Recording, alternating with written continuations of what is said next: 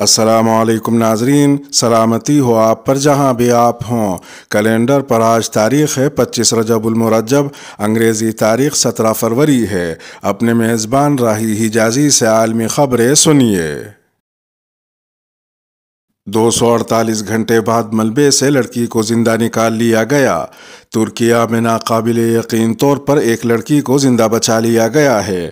6 فروری کو آنے والے زلزلے کے 248 گھنٹوں بعد ترکیہ میں جنوب وسطی علاقے میں خوشگوار حیرت میں ڈال دینے والا ایک منظر دیکھنے میں آیا جب ایک منہدم عمارت سے 17 سالہ لڑکی کو زندہ نکال لیا گیا۔ زلزلے کے 10 دن بعد لڑکی کے زندہ نکالے جانے کو ماہرین نے غیر معمولی قرار دیا ہے۔ اس تناظر میں ترکی کی طبی امدادی ٹیموں کے ایک رکن نے وضاحت کی کہ ملبے تلے دبے افراد عام طور پر 5 دن تک زندہ رہ سکتے ہیں۔ انہوں نے مزید کہا کہ 5 دن سے آگے کی کوئی بھی چیز معجزہ اور غیر معمولی سمجھی جاتی ہے۔ ادھر ایک دوسری خبر میں پاکستان کے وزیر اعظم شہباز شریف نے انقرہ میں ترک صدر رجب طیب اردوغان سے ملاقات کی اور ان سے ترکیہ میں حالیہ تباہ کن زلزلے کے نتیجے میں ہزاروں قیمتی جانوں کے ضیاع اور بنیادی ڈھانچے کو پہنچنے والے نقصان پر اپنی حکومت اور پاکستانی عوام کی جانب سے دلی تعزیت کا اظہار کیا۔ ایک تیسری خبر میں ایک شامی بچے کی تصویر ذرائع ابلاغ پر گردش کر رہی ہے جس نے ہزاروں لوگوں کی توجہ حاصل کر لی ہے۔ اس تصویر میں ایک چھوٹے بچے کو ایک بینر اٹھائے ہوئے دکھایا گیا جس میں لکھا تھا کہ دیر الزور کے قبیلوں نے ملک کے شمال مغرب میں 76 امدادی ٹرک بھیجے جبکہ دوسری طرف اقوام متحدہ نے صرف 15 ٹرک بھیجے۔ اس بچے نے، جس کا نام نہیں بتایا گیا، اقوام متحدہ کی جنرل اسمبلی سے اپنے دادا حسین کو اینٹونیو گوٹریس کی جگہ اقوام متحدہ کا سیکریٹری جنرل منتخب کرنے کا مطالبہ بھی کر دیا۔ گویا بچے نے اقوام متحدہ کی جانب سے شمالی شام میں مصیبت زدہ افراد کی مناسب مدد کرنے میں ناکامی پر کڑی تنقید کی۔ دوسری جانب اقوام متحدہ نے ترکیہ کے زلزلہ متاثرین کی امداد کے لیے $1 ارب امداد کی اپیل کر دی ہے۔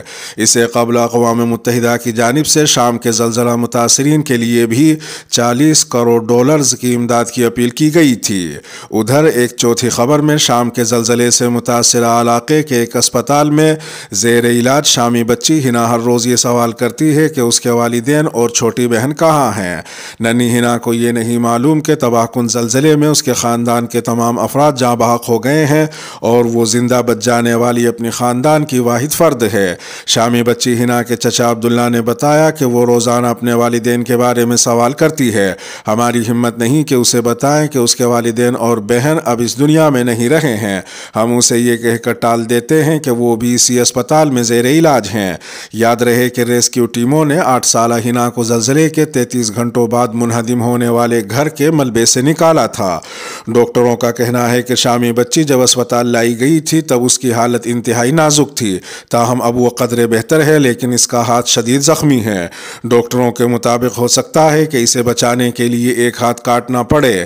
اس صورتحال میں اسپتال کا عملہ بھی بچی کو اس کے گھر والوں کے بارے میں کچھ بتانے سے گریز کر رہا ہے۔ ایک پانچویں خبر میں شام میں زلزلے سے متاثرہ علاقے حلب میں امدادی کارکنوں کو مکان کے ملبے میں سے کوئی زندہ شخص تو نہیں ملا، البتہ ایک لڑکی کی ڈائری ملی ہے جس نے اس علاقے کے رہائشیوں کی ساری المناک کہانی بیان کر دی ہے۔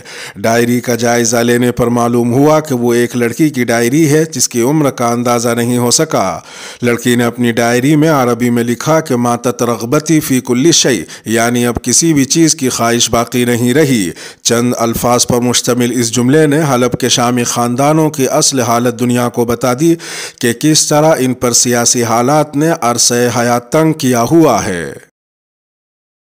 افغانستان میں منایا گیا یوم نجات، دن بھر رہی سرکاری چھٹی۔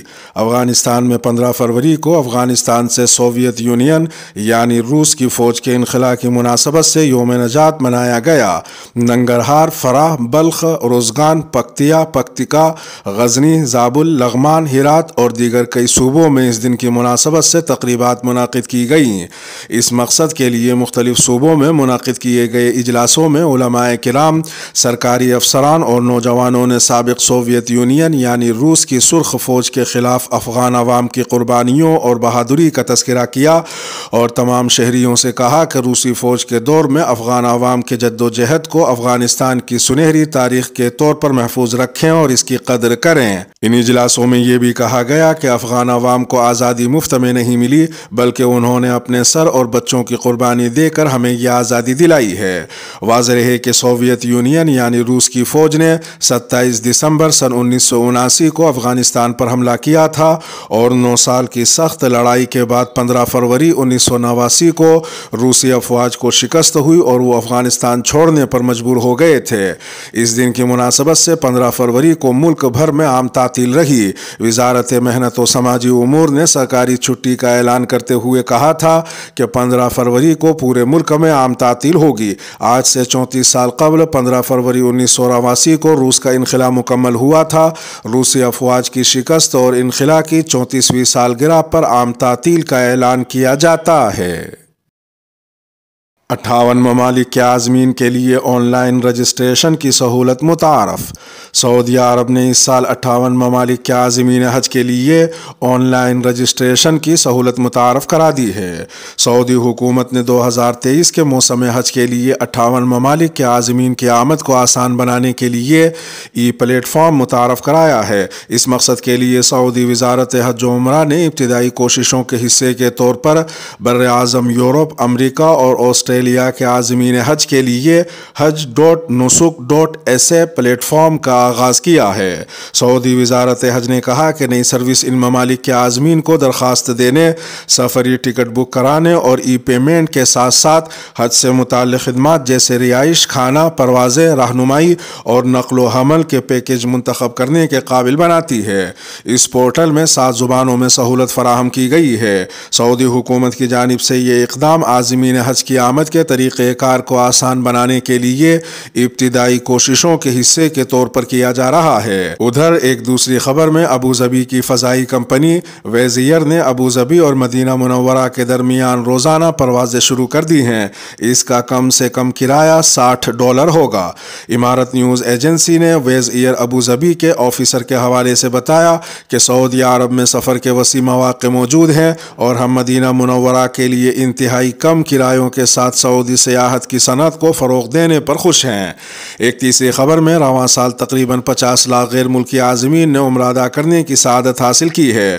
سعودی وزارت حج و عمرہ کی جانب سے جاری بیان کے مطابق جولائی 2022 کے آخر میں شروع ہونے والے اسلامی سال کے دوران 48 لاکھ غیر ملکی عازمین نے عمرے کی ادائیگی کی سعادت حاصل کی۔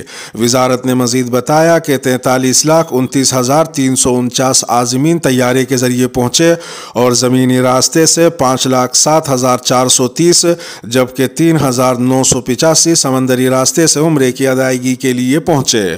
مجموعی طور پر 1,53,51,731 عازمین کنگ عبدالعزیز ایئرپورٹ سے مدینہ منورہ پہنچے اور مسجد نبوی اور روضہ رسول پر حاضری دی۔ کیا سعودی عرب میں خواتین ملازم کو برقع اتارنے پر مجبور کیا گیا؟ سعودی وزارت افرادی قوت و سماجی بہبود نے سوشل میڈیا پر وائرل ایک ویڈیو کو بے بنیاد قرار دیا ہے جس میں دعویٰ کیا جا رہا تھا کہ سعودی عرب میں بعض ادارے اپنی ملازم خواتین کو برقع اتارنے پر مجبور کر رہے ہیں۔ واضح ہے کہ اس وائرل ویڈیو میں ایک مقامی خاتون نے دعویٰ کیا تھا کہ ایک ادارے میں خاتون کو برقع اتارنے پر مجبور کیا گیا اور حجاب لینے والی خواتین کی تنخواہوں میں تاخیر کی گئی۔ اخبار 24 کے مطابق سعودی وزارت نے اپنے بیان میں کہا کہ ویڈیو میں نظر آنے والی خاتون کسی ادارے میں ملازم نہیں ہے اور جس ادارے کے بارے میں دعویٰ کیا گیا ہے اس کا تعلق الخبر سے ہے۔ بیان میں مزید کہا گیا کہ تفتیشی افسران نے اس وائرل ویڈیو کا نوٹس لیا تو پتہ چلا کہ خاتون الخبر کے ادارے میں ملازم ہی نہیں اور انہوں نے جو دعویٰ کیا وہ بے بنیاد ہے۔ ادھر ایک دوسری خبر میں الجزائر کے دارالحکومت الجزائر میں سعودی عرب کے سفارت خانے کو بم سے اڑانے کی دھمکی دینے والے شخص کو الجزائری سیکیورٹی فورسز نے گرفتار کر لیا ہے۔ واضح رہے کہ سعودی سفارت خانے کو بدھ کو اعلی صبح ایک شخص کی کال موصول ہوئی تھی۔ اس نے سفارت خانے کو بم سے اڑانے کی براہ راست دھمکی دی تھی، جس کے بعد سفارت خانے کے حکام نے فوری طور پر الجزائر کی متعلقہ سیکیورٹی فورسز کو مطلع کیا تھا۔ الجزائر کے سرکاری ٹیلی ویژن کی اطلاع کے مطابق دارالحکومت کی سیکیورٹی فورسز نے تفتیش کے بعد مشتبہ شخص کو گرفتار کر لیا ہے اور مقدمے کی کارروائی سے قبل اس شخص کے طبی معائنے اور نفسیاتی ٹیسٹ کیے گئے تھے۔ دارالحکومت کیف پر پرواز کرنے والے 6 روسی غبارے مار گرائے گئے۔ یوکرین نے دارالحکومت کیف میں پرواز کرنے والے 6 روسی غباروں کو مار گرایا۔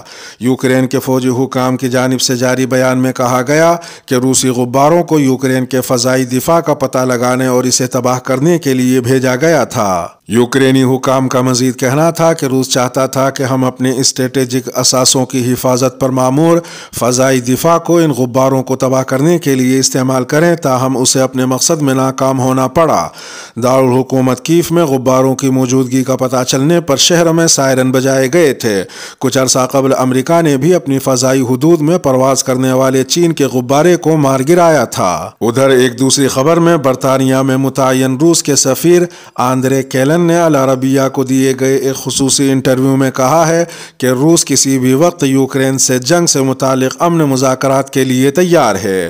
روسی سفیر نے مزید کہا کہ امن مذاکرات کا آغاز گزشتہ سال اپریل میں ہوا تھا، لیکن پھر امریکہ اور برطانیہ نے فیصلہ کیا کہ یوکرین کو لڑنا چاہیے اور انہوں نے امن مذاکرات روک دیے۔ پھر یوکرین کے صدر نے حکم جاری کیا کہ امن مذاکرات نہیں ہوں گے۔ امریکہ نے سلامتی کونسل کی قرارداد کو غیر مؤثر قرار دے دیا۔ امریکہ نے اسرائیلی بستیوں کی تعمیر روکنے سے متعلق سلامتی کونسل کی مجوزہ قرارداد کو غیر مؤثر قرار دے دیا ہے۔ امریکی محکمہ خارجہ کے ترجمان ویدانت پٹیل نے کہا کہ سلامتی کونسل کی قرارداد 2 ریاستی حل کے مذاکرات کو آگے بڑھانے کے لیے مددگار نہیں ہے۔ غیر ملکی خبر رساں ایجنسی کے مطابق قرارداد کے مسودے میں اسرائیل سے مقبوضہ فلسطینی علاقوں میں نئی بستیوں کی تعمیر فوری اور مکمل طور پر بند کرنے کا مطالبہ کیا جائے گا۔ مقبوضہ مغربی کنارے پر نئی بستیوں کی تعمیر کے خلاف متحدہ عرب امارات کی قرارداد آج سلامتی کونسل میں پیش کی جائے گی۔ ادھر ایک دوسری خبر میں اسرائیلی اسمبلی نے دہشت گردی کے الزام میں زیر حراست اسرائیل کے فلسطینی شہریوں کی شہریت منسوخ کرنے سے متعلق آئینی بل منظور کر لیا ہے۔ دہشت گردی کے ارتکاب کی وجہ سے ہرجانہ وصول کرنے والے دہشت گرد ایجنٹ کی شہریت یا پھر اقامتی پرمٹ کی منسوخی کے عنوان سے اسرائیلی اسمبلی میں پیش کیے گئے اس قانونی بل کو اسمبلی کی 2 نشستوں میں 10 منفی اور 94 مثبت ووٹوں کے ساتھ منظور کر لیا گیا۔ ایک تیسری خبر میں جمعرات کو حزب اللہ ملیشیا کے رہنما حسن نصر اللہ نے پورے خطے میں افراتفری پھیل جانے کا انتباہ دیا ہے۔ انہوں نے کہا کہ اسرائیلی وزیر اعظم نیتن یاہو کی حکومت پورے خطے میں کشیدگی کو بڑھا سکتی ہے۔ حزب اللہ کے میڈیا سے شائع ہونے والی ایک تقریر میں حسن نصر اللہ نے کہا کہ اگر امریکہ لبنان میں افراتفری کا منصوبہ بناتا ہے تو آپ ہار جائیں گے اور پھر پورے خطے میں افراتفری کا انتظار کریں گے۔ اس کے ساتھ ہی خبروں کا اختتام ہوا۔ سلامتی ہو آپ پر جہاں بھی آپ ہوں۔